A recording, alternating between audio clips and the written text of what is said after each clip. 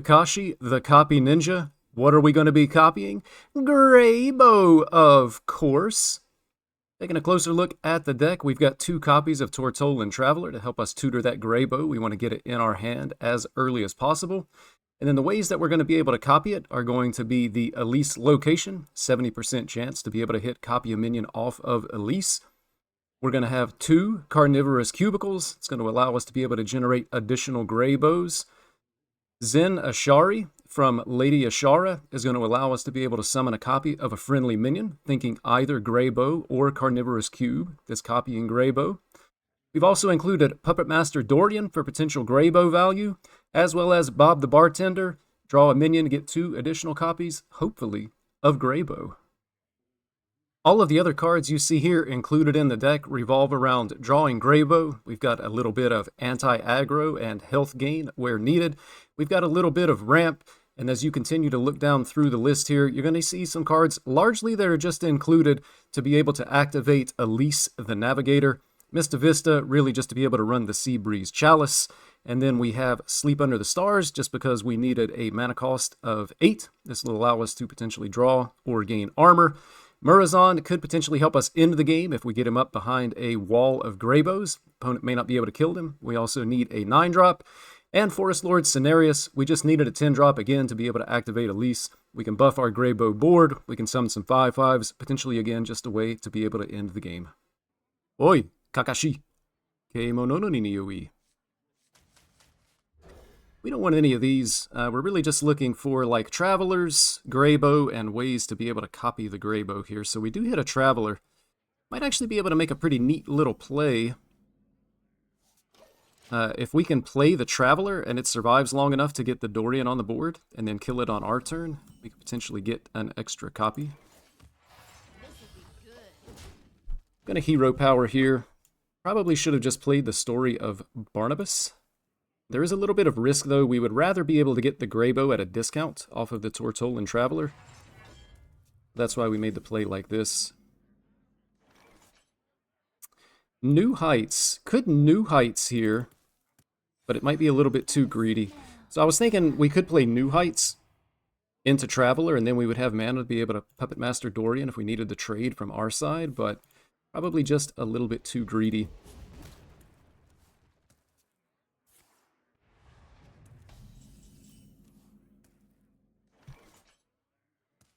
But we can certainly play the New Heights now.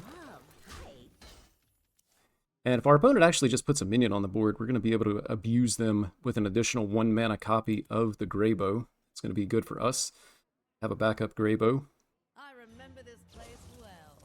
And that's exactly what we're going to do. And we can actually just go ahead and play the 1-mana Greybough.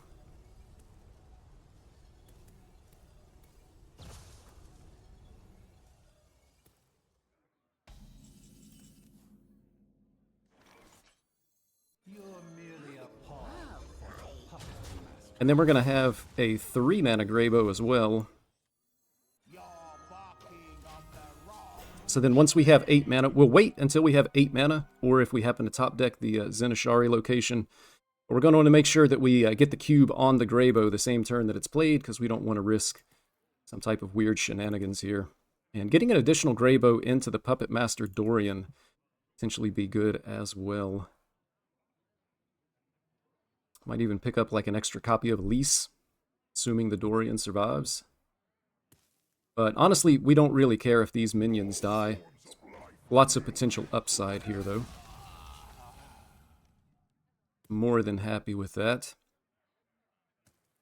And even if we get a Greybough here, we're still going to, or we can just go ahead and play the cube, and then we'll have a follow-up Greybough a little bit later. But basically, we have our opponent on a one-way trip to Greybough City.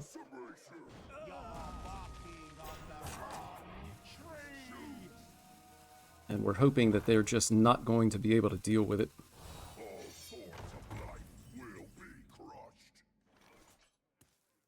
So I'm going to start with... I guess I can Story of Barnabas now.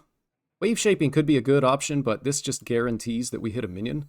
So we'll see what we get off of this. And then we're going to cube our guy.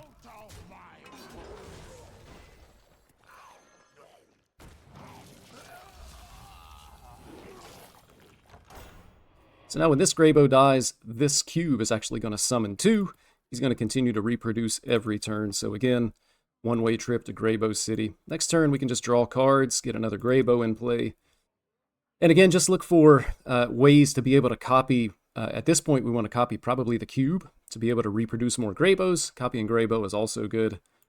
One thing that you want to keep in mind, board space can be an issue once you get carnivorous cubes on the board. You want space to be able to summon additional Greyboughs. So you want to be careful about having like 2 locations on the board at the same time.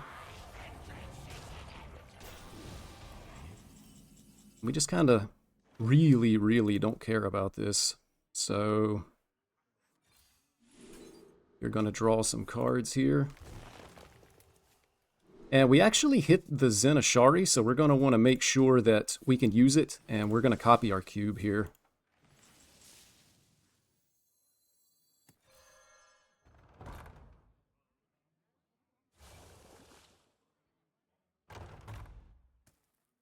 And then we can take a look in our deck. We don't really need any of these. I guess the New Heights just to increase our maximum mana.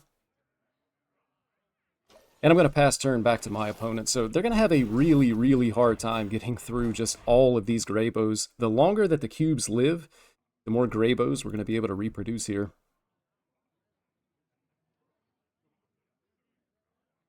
And I've noticed when playing this deck, it takes our opponents a long time to figure out that they just can't beat infinite Greybough value. And even consider playing the Lady Ashara just to buff the Zenashari here. It's not required in any way, and we're going to want to take a look at our board state because it might actually be better just to have space on the board to summon additional Greyboughs. One thing that you want to be careful of when you're in this situation, though, is that you don't want to end up with all of your Greyboughs, Death Rattles, on cubes themselves, because sometimes your opponent can make a way to leave only cubes on the board, and then they can take their minions that are on the board and just punch us in the face. So, and we're going to see here, this is going to bring out quite a few Greyboughs and Greybough Death Rattles here.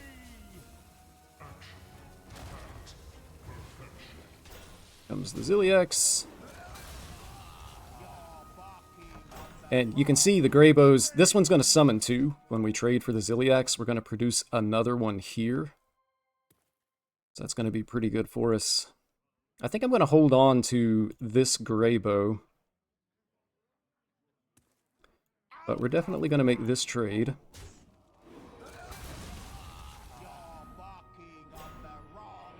You can see the Greyboughs just continue to flood the board here. And could even just go ahead and throw down the Murozond. Copying Murozond could be good here as well. There are 2 Greyboughs in this, so Brawl isn't even going to be that good for our opponent. So I'm going to throw down the Murozond here and see if we can end the game. Murozond in the deck largely as a finisher, but also just because we needed a mana cost to be able to keep the Elise active here. We'll see what our opponent does. They are able to destroy our location. They're going to have to do something about the Murozond, or we're just going to kill them next turn, I think.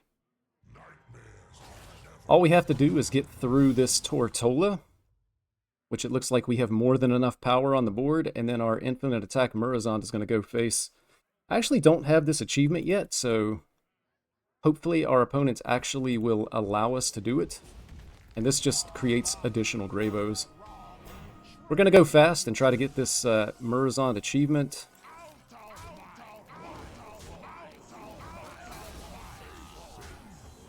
And it looks like we got it in. So a nice little Murozond achievement here. And our opponent living in Greybough City. Negative infinite health. It's Demon Hunter here. I mean, I like keeping the location and the Greybough. We're already going to have the coin, so if we hit like an Innervate, we'll be able to do everything 1 turn early to be able to get out the Greyboughs. Ebb and Flow, I'm actually tempted to keep, but I'm going to toss it. I would only keep it just based on the fact that I would be expecting like aggro Demon Hunter, and it would be nice to be able to remove one of their early minions. We have to be able to survive to get the Greyboughs replicating. Again, just looking to book a trip straight to Greybough City. Traveler's going to be good if we are, in fact, against aggro. I'm going to take the New Heights. So I can coin New Heights on 2, and then that's going to accelerate us to Greyboughs. And we can see here that our opponent is actually going to be Starship Demon Hunter, so can potentially be a bad matchup for our Greybough Druid, simply because of Kane being able to bypass our board. But they do have to be able to get into a position to be able to kill us. And we are going to be taking quite a bit of damage here, but we're going to have double Greybough down next turn. And we're really just going to be looking for additional ways to be able to copy the Greybough. And hopefully they do not preemptively take control of minion. They don't. So we're fine with this. And we actually hit a cube, which is going to be good for us here. So we copy our Greybough. As long as we have a Greybough survive, next turn we're going to be able to cube the Greybough, and then we're kind of off to Greybough City from there.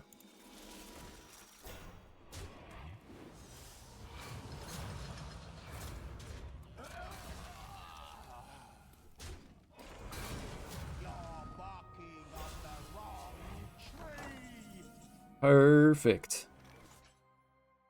So we're going to draw first. Go ahead and bump there, and then we are going to cube. And again, you can just see here, like, the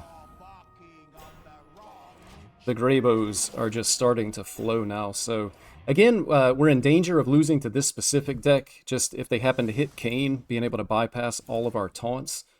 I don't think that Starship Demon Hunter is something that you particularly see a lot of, though. At least I certainly hope not.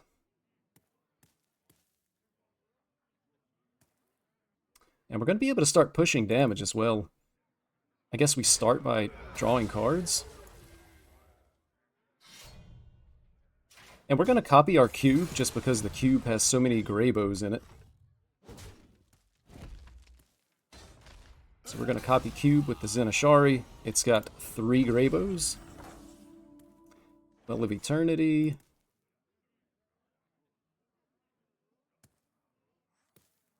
So we're going to start off with this. We're going to draw cards. We draw an additional cube.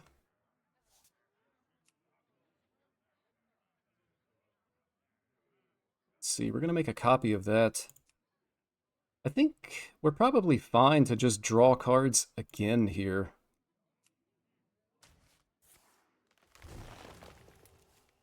Horizon is interesting. Refresh. And we'll be able to... If we New Heights, we can play the Murazond the next turn, which I think kind of seems like a good idea. Just because of the potential to be able to kill our opponent. So, other play that I was thinking about making was just Seabreeze Chalice and removing this. But we'll be able to Murazond on turn 9. And potentially just end the game from there. I don't know that they're going to have the ability to be able to stop the Murazond. I guess it comes down to the Fellbat and whether or not we can work our way through the itty bitties. But you can see the beauty of this. They're going to have something to kill their own. Let's see, 16. I mean, 70% chance to just win the game with the Elise. I think I'm going to go ahead and take it rather than play the Murazond. Essentially winning right now. Take the 5. We're looking for attack. Discover a spell. And summon a copy. So, unfortunately, we missed on being able to win the game. 70% chance. Really unfortunate. But the good news here is we're going to summon more Greyboughs. And our opponent, unless they have a way to kill their own 7/5, isn't going to be able to... summon these additional Arcanite crystals. Still think it was the right play. I mean, 70% chance to win the game. Even if they have Kayn, I don't think they can actually kill us here. Unless they have like a discounted Kayn or a discounted Dissolving Ooze. And we can hopefully get through this, but it's kind of getting a little bit squirrely now. Because we're going to have to heal our opponent for 12. So they go to 17. So I need to be able to remove all of these without killing this. Kind of seems impossible for the deck that we have.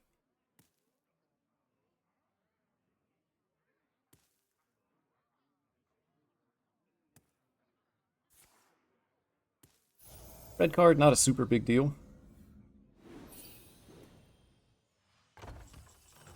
Probably have to take a look at just going for the Bob play here.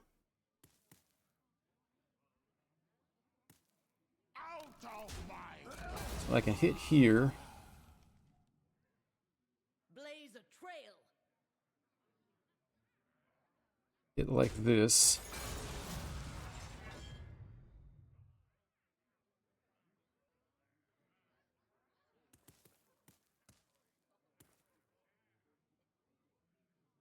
And I guess I just want to summon another copy of the cube. Would I rather summon a copy of the Greybough? I guess the cube. So I'll do this. Hero power here. Copy the cube. We're going to hit here. And then we are going to Bob freeze the board so that they can't kill this off. And I'm just going to go ahead and dump a trail mix out of our hand. We're kind of past the point in the game where we actually need the trail mix. But you can see here we're presenting lethal again. Hopefully our opponent doesn't find the launch starship button. Or the Exodar button. But if they don't, we should be able to get through and just finish them off here. Feels like it's touch and go in this matchup. They just need to stall the game until they can kill us with a Kayn play.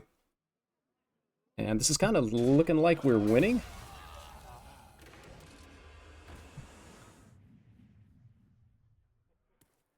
And I believe that is going to be a win here. We should have enough damage to be able to force our way through.